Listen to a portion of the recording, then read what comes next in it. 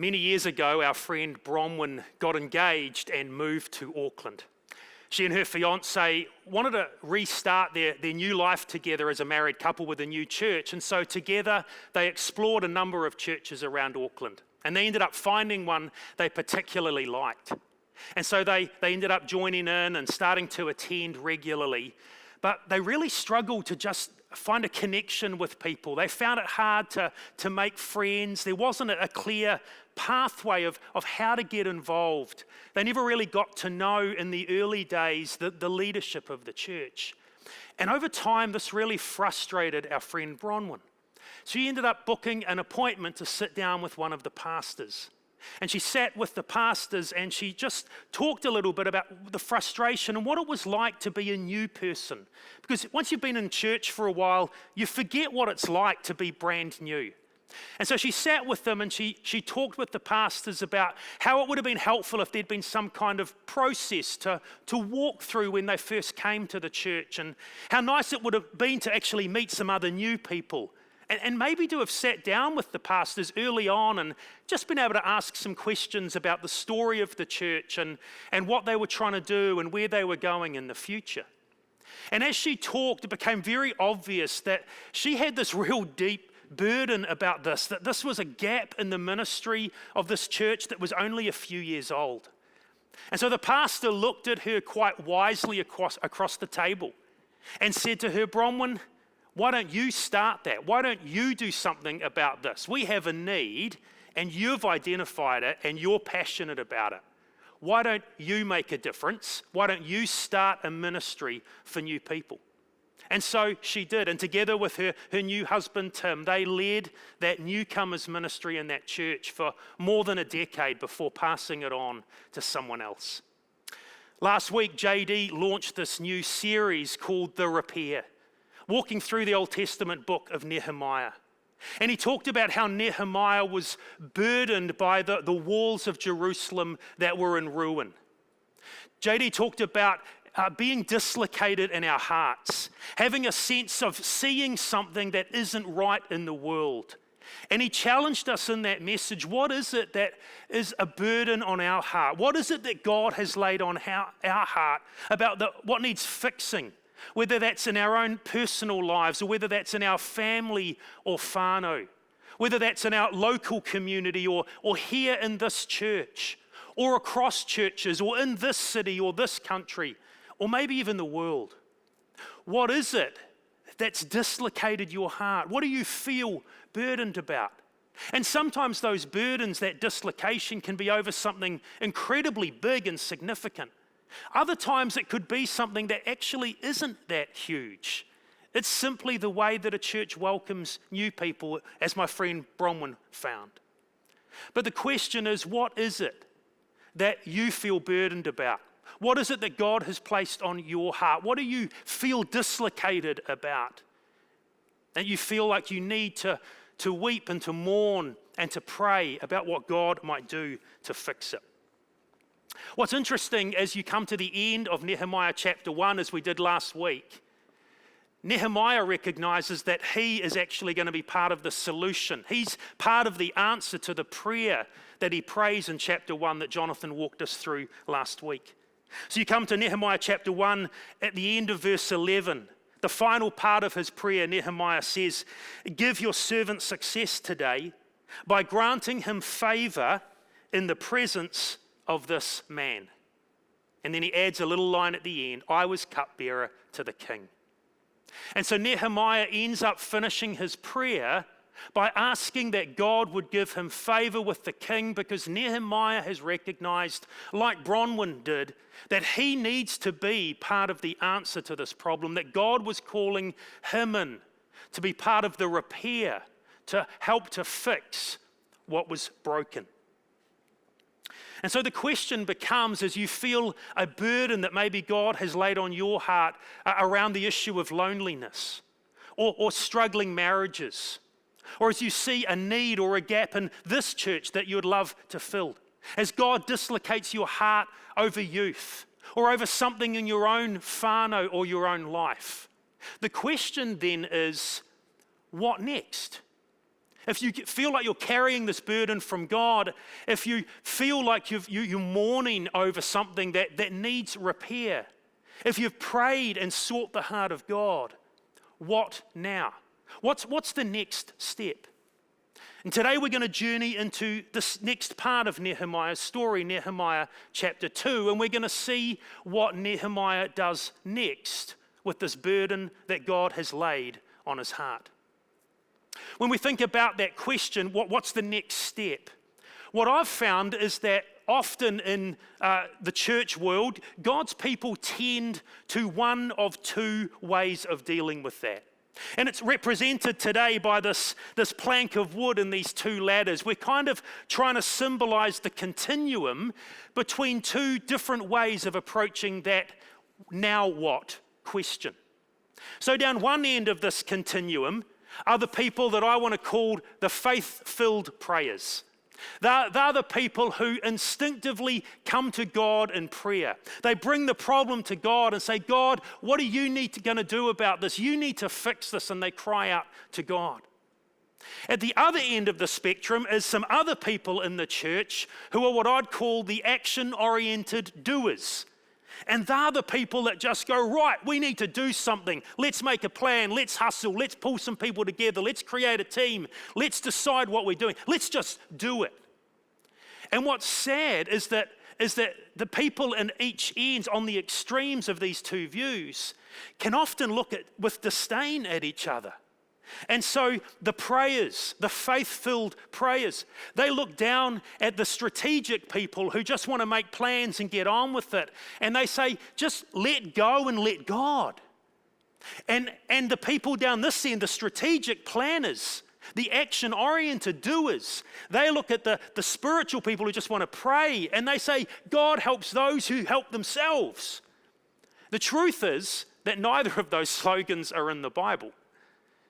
And actually what I want to suggest today, as we follow Nehemiah's story and look at Nehemiah's example, is that both of these poles are correct. Both of these ideas are biblical. And in fact, what we're going to see Nehemiah do is be both spiritual and strategic at the very same time. And that really is the key idea that I want us to get today. The big idea from Nehemiah's example in chapter 2 is this: being spiritual and being strategic go hand in hand. It's not one or the other. I believe that as we carry a burden that God has given us for a need in the community or whānau or city or church or our own lives, as we carry that burden, as our heart gets dislocated and we seek to step in to be part of the repair, I think God wants us to be both spiritual and strategic. So come with me then to Nehemiah chapter 2.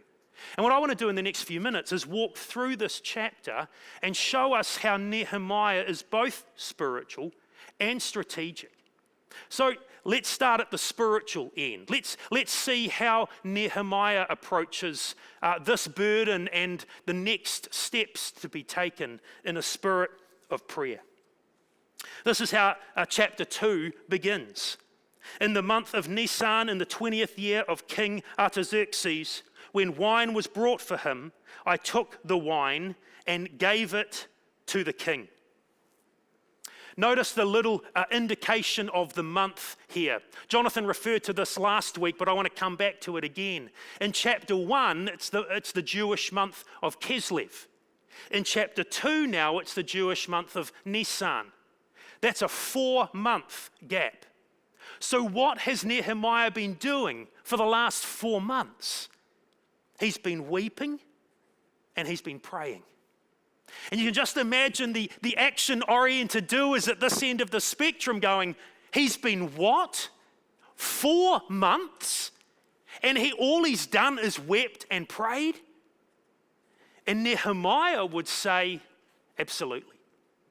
That's what needed to be done first. I love the comment that author Kathy Keller makes here. She writes, something has to be done. Something will be done. Nehemiah will be the one to do it. So he leaps into action and he sits down to weep and to pray to God for 4 months. Why? Well, I want to suggest that Nehemiah recognizes that spiritual people wait for God's timing. Nehemiah here is determined to wait for the timing of God, for God to open the doors, to make things happen. And so for 4 months, he weeps and he prays, and that is significant work that he is doing, to come to the heart of God with this burden, this dislocation he's carrying. And he comes to God and he pleads with God and he waits for God to open the door.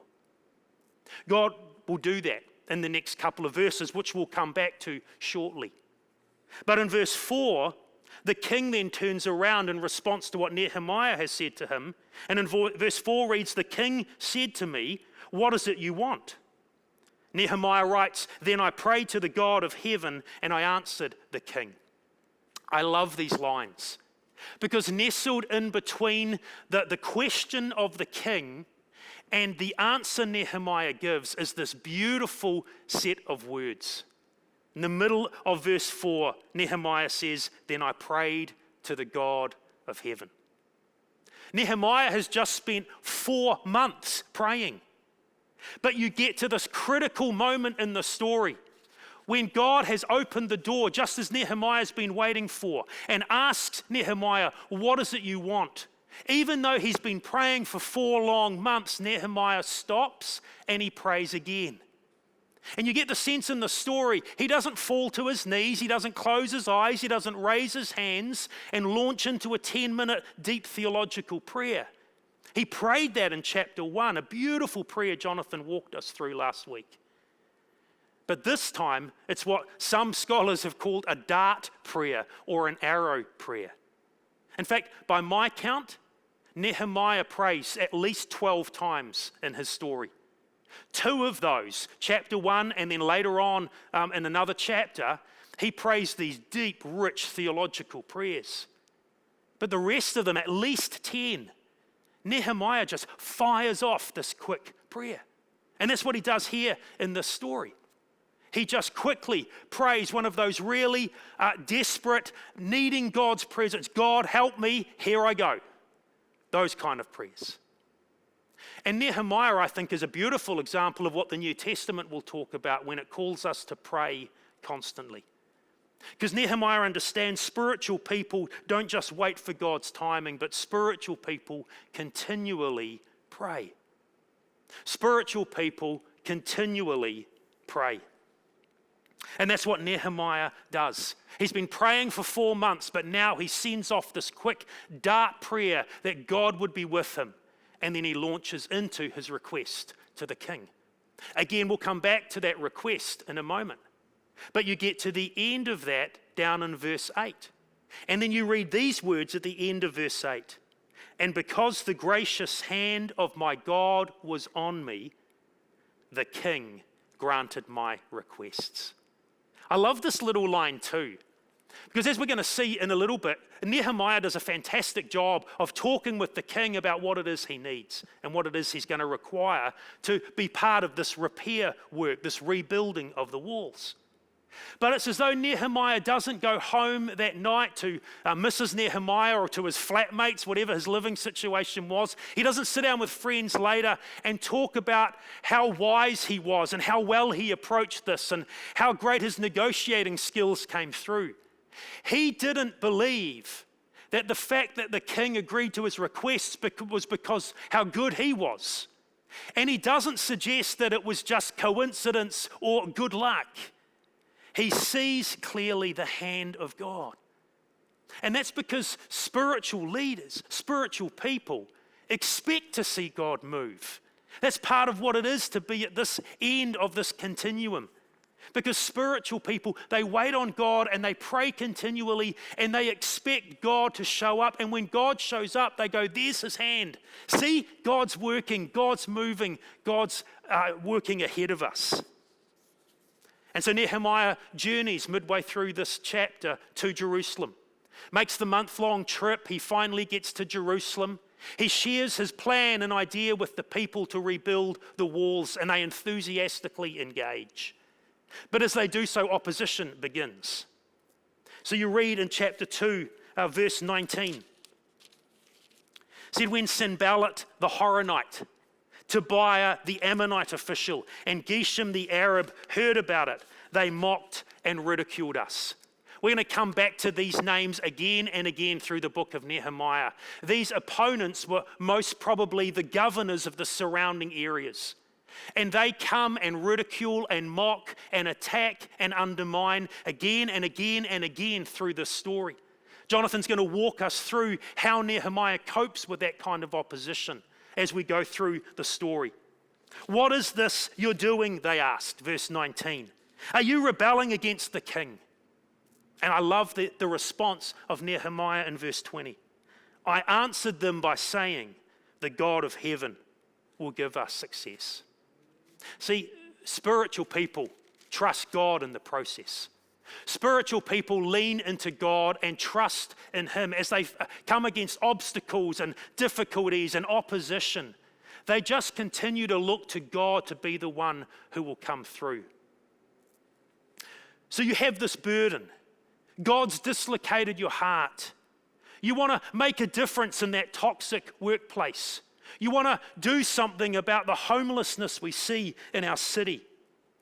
You desire to see change in the way that teenagers are looked after with some of their mental health issues. You want to be part of repairing the brokenness and relationships within your whānau. What do you do with that burden, that dislocation? Well, Nehemiah shows us what spiritual people do. They wait on God to open doors. And they pray continually. And they expect and look for God to be at work. And they trust God through the difficulties. That's what Nehemiah does. That's what he does next. But that isn't all that Nehemiah does. Because Nehemiah lives into the spiritual side. He waits on God. He prays continually. He looks for God's hand and expects God to move and to answer. But he also does something else. Nehemiah not only operates at the spiritual end of the continuum, Nehemiah also operates at the strategic end. So come back with me to the beginning of chapter 2, and let's look at what he does. We were told in verse 1 that he brought wine to the king.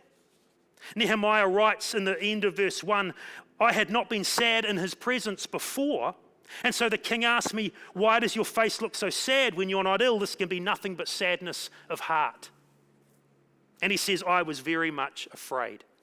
Nehemiah was the cupbearer. This is one of the most important roles in the ancient world. The cupbearer was the guardian of the king, who looked after the wine and most probably the food as well, to ensure the king was not poisoned. Assassinations often happened in the ancient world through poisoning. So the cupbearer was one of the most trusted people in the leadership of an empire. Nehemiah is the cupbearer. But for the cupbearer to look sad or disillusioned or nervous was not a good thing, because people might get suspicious that maybe a plot was underway. Maybe the cupbearer was part of that. And so for Nehemiah to look sad is not a good thing. But I've always thought that was the reason he was afraid. But actually I think it's more than that. Because if you go to the sister book of Nehemiah, which is the book of Ezra, just earlier than that in our modern Bibles, you find out that about 15 or 20 years before Nehemiah's story, Ezra has gone back to the land of Judah, to Jerusalem.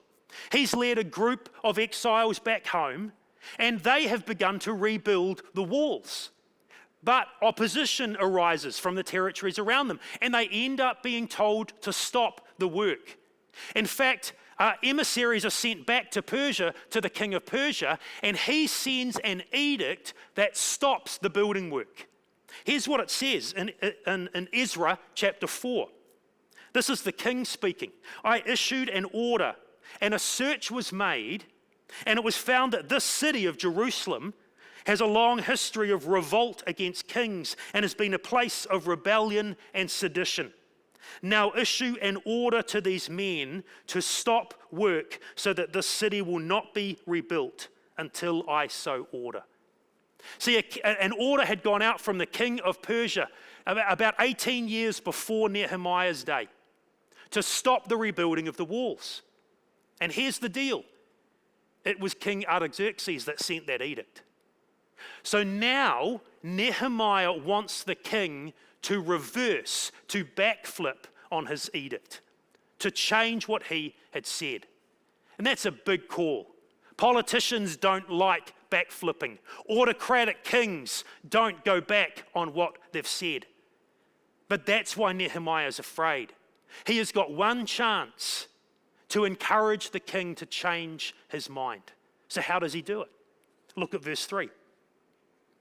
He says, I was very much afraid, but I said to the king, may the king live forever, which was the saying of respect.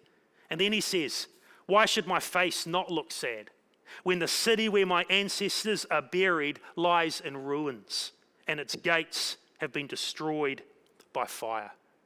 That is a fantastic response to the king. Notice he doesn't mention the name of Jerusalem.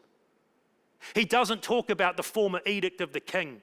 He doesn't suggest that the king's plan, his edict 18 years before, was really dumb. Instead, he removes it completely from a political issue and he makes it personal. He says, the city where my ancestors are buried lies in ruins, and I want to do something about it. See, he's used his words incredibly carefully. He's given a great deal of thought to what he will say.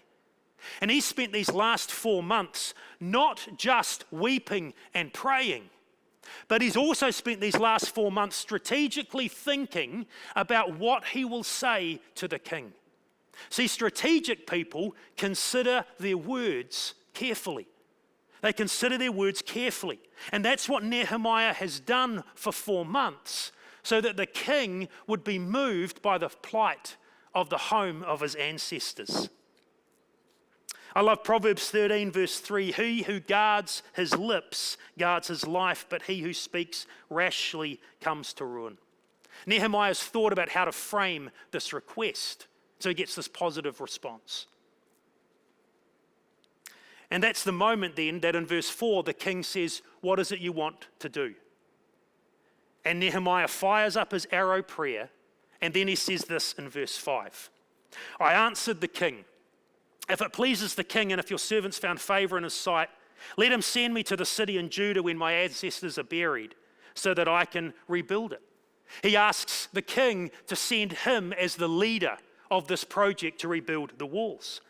But then he goes on. Verse 6, the king with the queen sitting beside him said, how long is your journey going to take? When will you get back? It pleased the king to send me, so I set a time. So not only does Nehemiah sort out that he's going to lead this, he puts a time frame on this.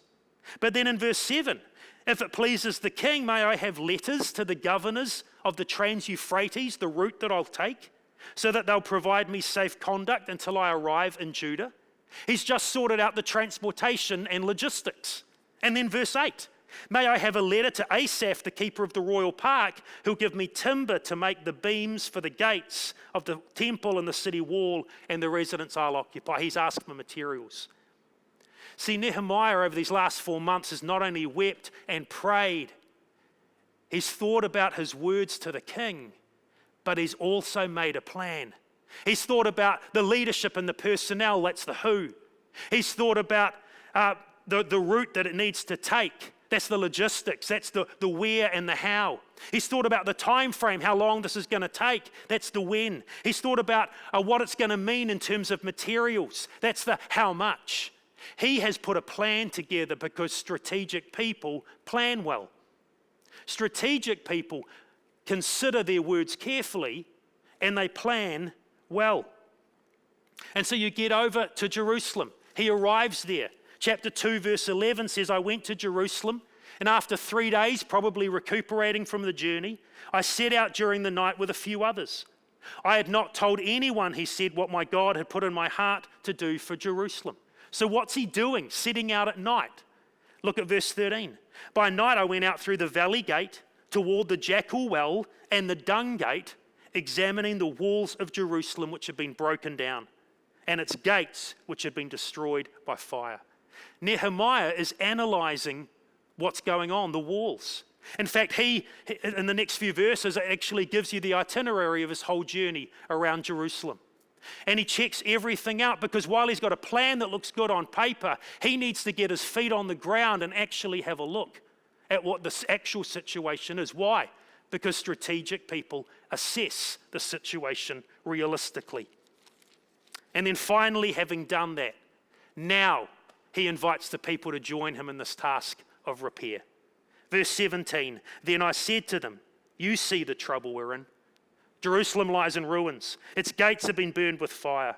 Come, let us rebuild the wall of Jerusalem, and we will no longer be in disgrace. Strategic people consider their words carefully and plan well and assess the situation and then cast vision. Nehemiah invites the people to join him in this task. So what's Nehemiah done?